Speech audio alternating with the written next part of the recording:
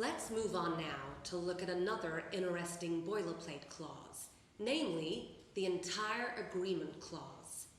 It states that every term and condition agreed between the parties is contained within the pages of the written contract that they've both signed.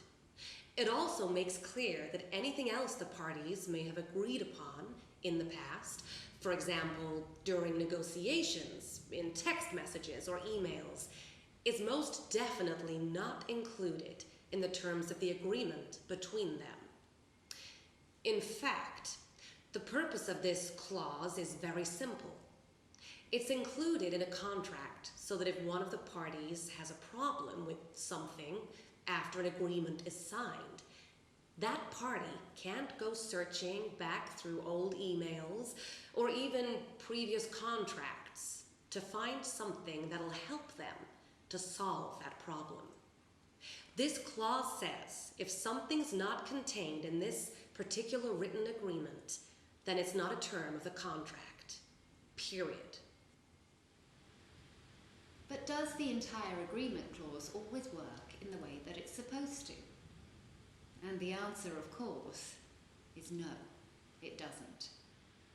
This is because the courts have quite a lot of discretion when it comes to the interpretation of contracts.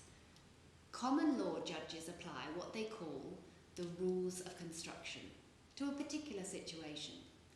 The word construction means interpretation.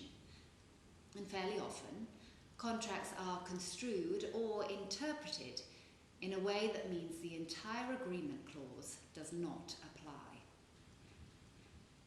This sometimes happens because lawyers have just cut and paste an entire agreement clause into a contract without thinking enough about the particular circumstances of the parties. Many lawyers think that because boilerplate clauses are standard, often pre-drafted clauses, that they can use the same template for every contract. This just isn't the case. A claim brought by a woman named Claire Zurek, which reached the English Court of Appeal in 2018, is a very good illustration of this.